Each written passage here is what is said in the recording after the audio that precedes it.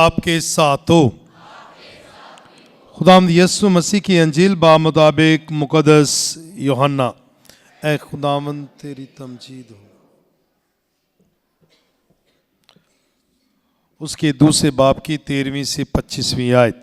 उस वक्त जब यहूदियों का फसाद नज़दीक था तो यीशु यरूशलेम को गया और उसने हैकल में बैलों और भेड़ों और कबूतर बेचने वालों को देखा और सराफों को भी जो वहाँ बैठे थे।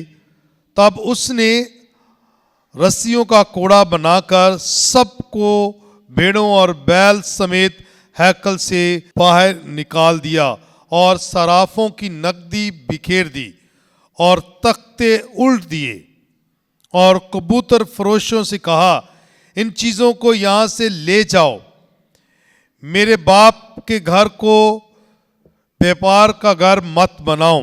और उसके शागिर्दों को याद आया कि यूं लिखा है कि तेरे घर की गैरत मुझे खा जाएगी। तब यहूदी बोल उठे और कहा कि तू हमें क्या निशान दिखाता है कि ये काम करता है। यीशु ने जवाब में उनसे कहा कि इस हैकल को ढा दो और मैं 3 दिन में इसे खड़ा कर दूंगा। यहूदियों ने कहा, 46 वर्षों में यह हैकल बनी है और तू इसे 3 दिन में खड़ा कर देगा। मगर उसने अपने बदन की हैकल की बाबत कहा था।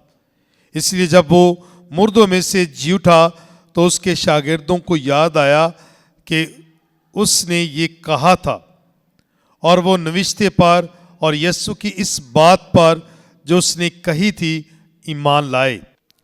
जब वो ईद फसह के मौका पर यरूशलेम में था तो बथेरे उन निशानों को जो वो दिखाता था देखकर उसके नाम पर ईमान लाए।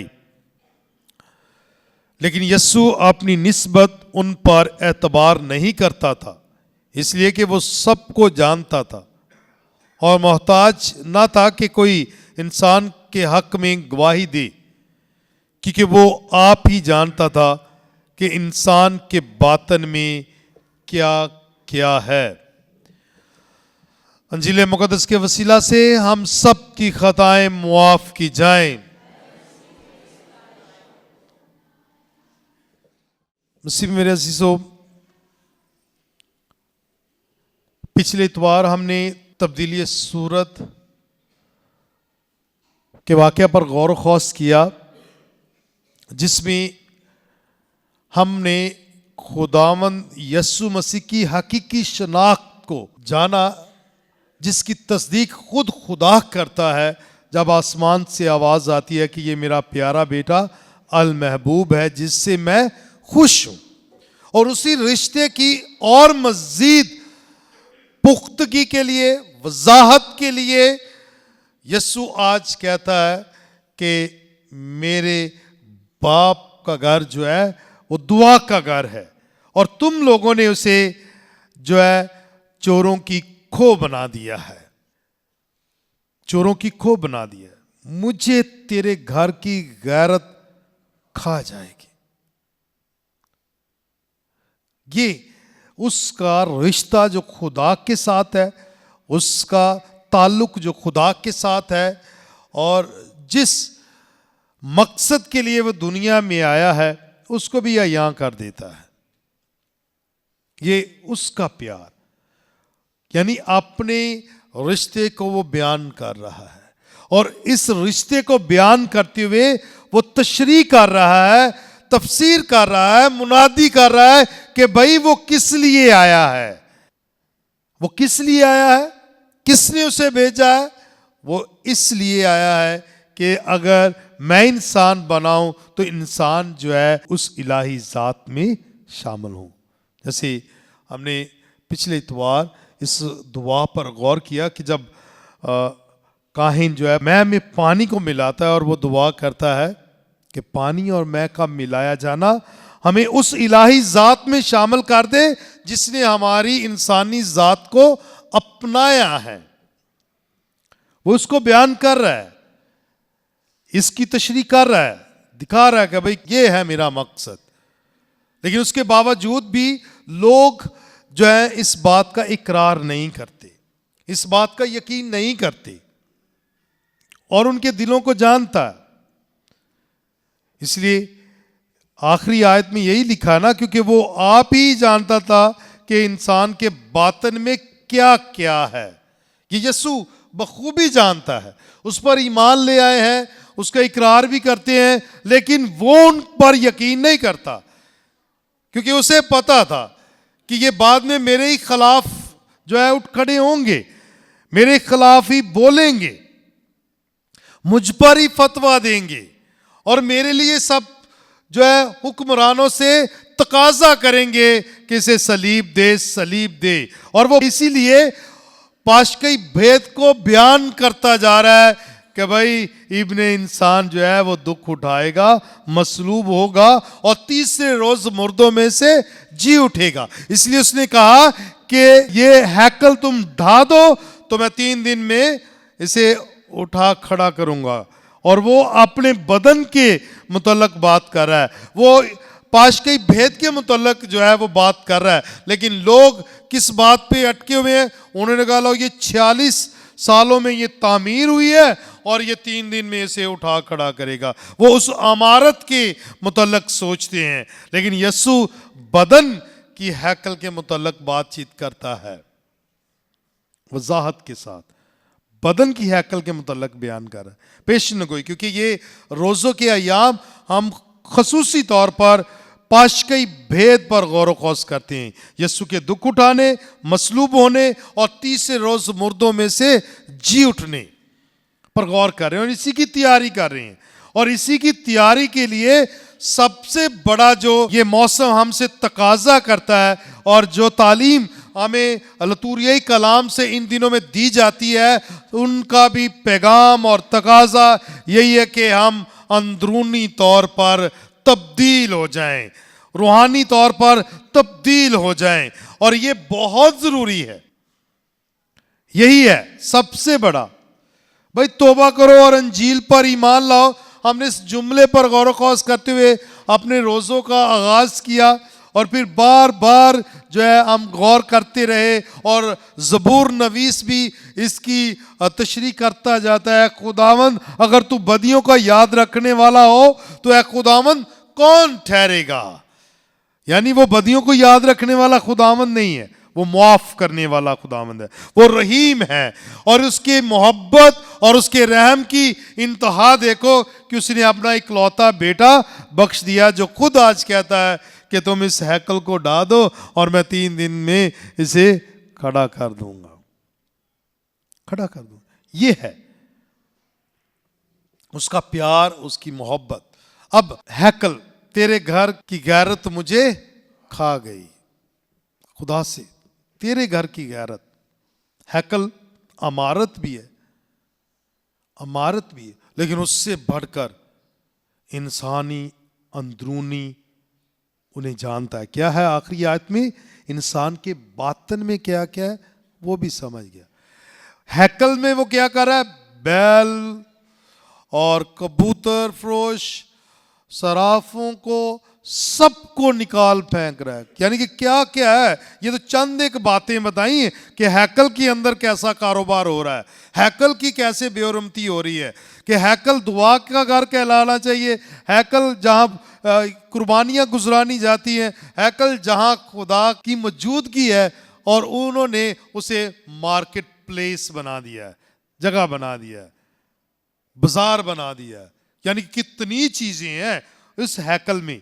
तो अब वो बातन को भी जानता है, तो बातन के अंदर क्या क्या है वो भी यीशु जानता है। अब बात वजाहत के साथ सामने आ जाती है कि वो हैकल की इमारत की बात नहीं है, बल्कि वो इंसान की अंदरून की बात कर रहा है, जो हैकल की हैसियत रखती है।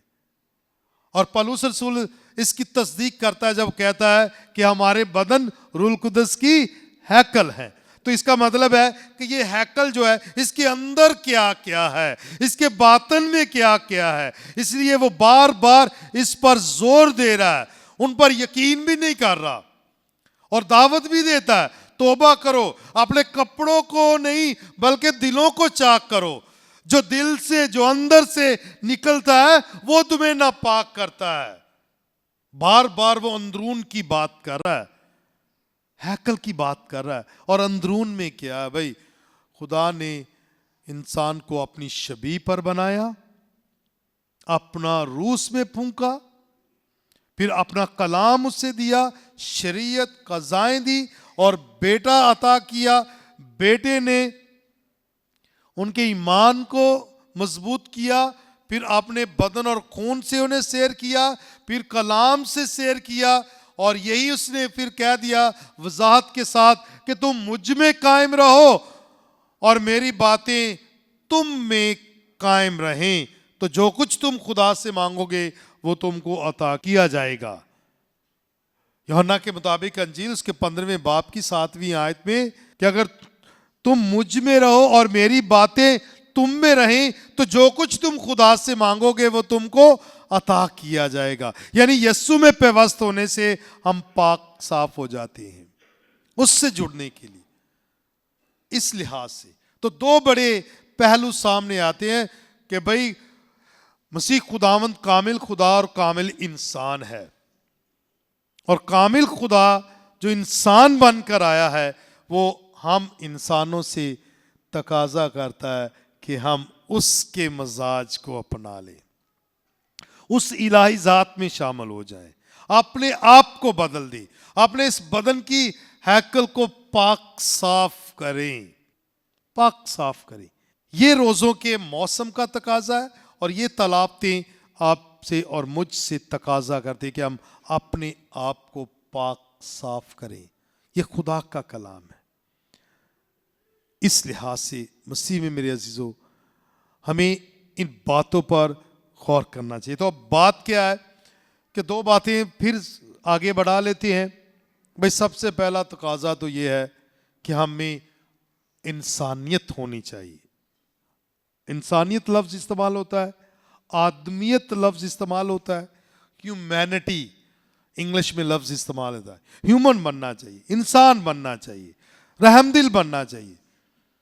अक्सर कोई गलती करे और बहुत गलत करे, जुल्म करे तो कहते यार इंसान होना चाहिए। इंसानियत ही खत्म होती जा रही है, बेरुखी की इंतहा है। कुछ अर्सा पहले अगर हम गौर करें माजी पर तो लोग एक दूसरे का ख्याल रखते थे।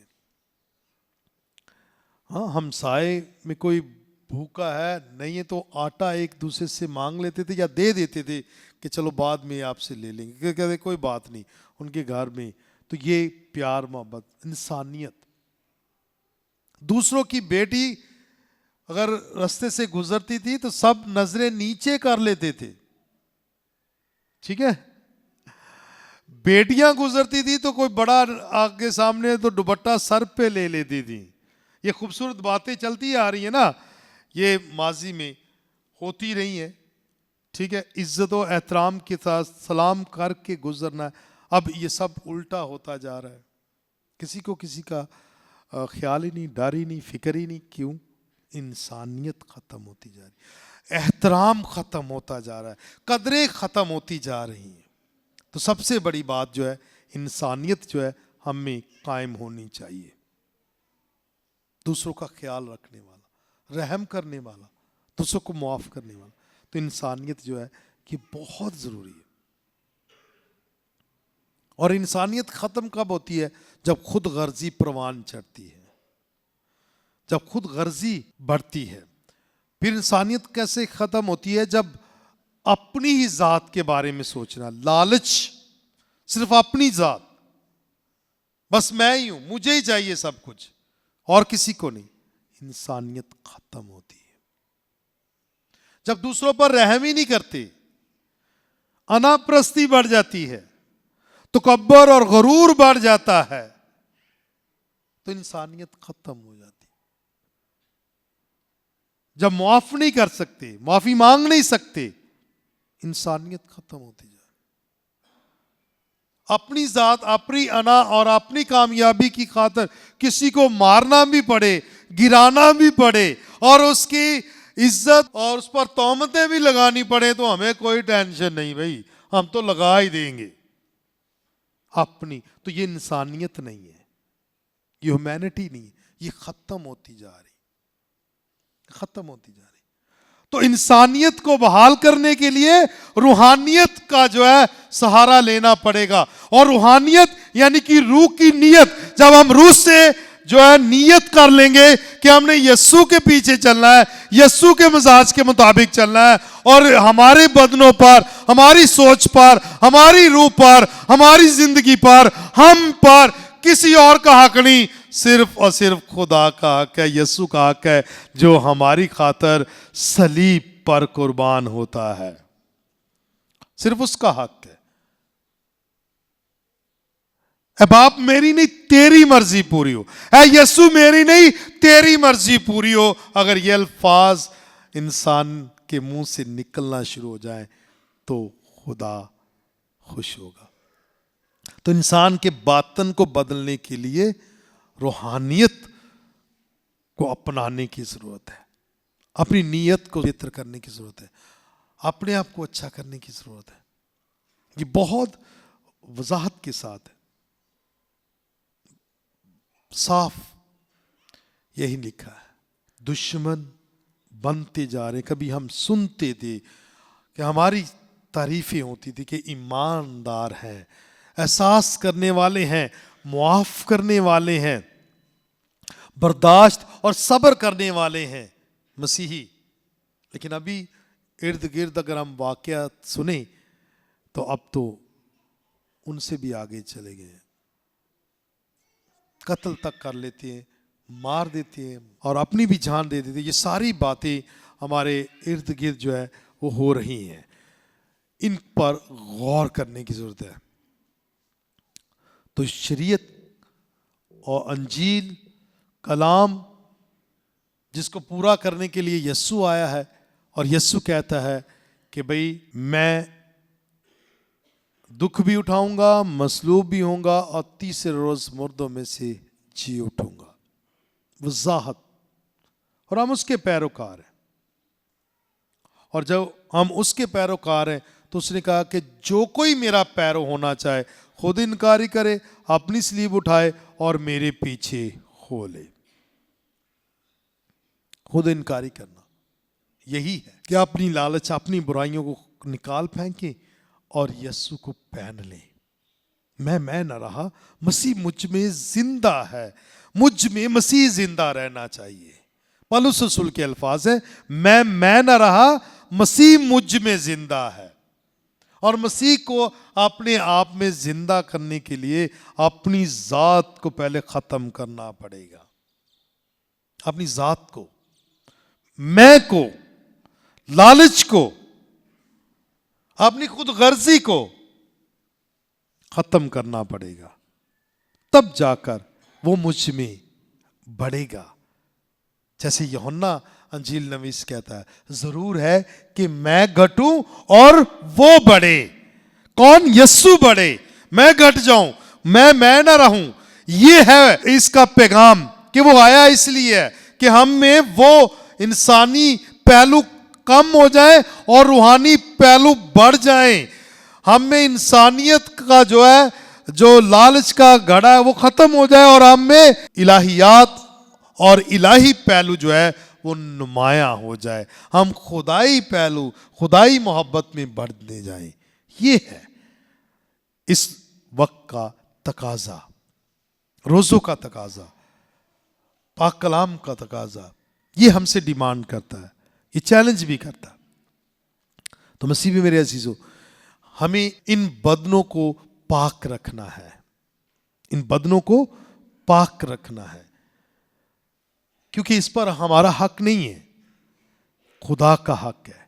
उसने हमें ये बदन दिए, उसने हमें अपनी शबी दी है, अपना रूह दिया है। इस मट्टी के इस बदन में उसने जान डाली है। हमें याद रखना चाहिए, ख्याल रखना चाहिए। और ये बदन, ये रूह सिर्फ उसकी हमदो सना करे जो हमारी खातर दुख उठाता है, मसलूब होता है और तीसरे रोज मुर्दों में से जी उठता है। हमने उसके लिए अपने आप को तैयार करना है। इस लिहाज से कोई भी गुनाह हमें जो है खुदा से जुदा ना करे, कोई भी लालच हमें खुदा से दूर ना करे, बल्कि खुदा के ज़्यादा से ज़्यादा करीब रहे।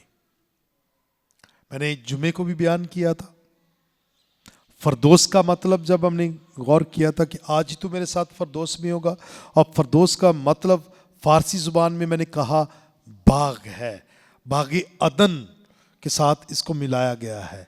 और बागी अदन में कौन लोग रहते हैं?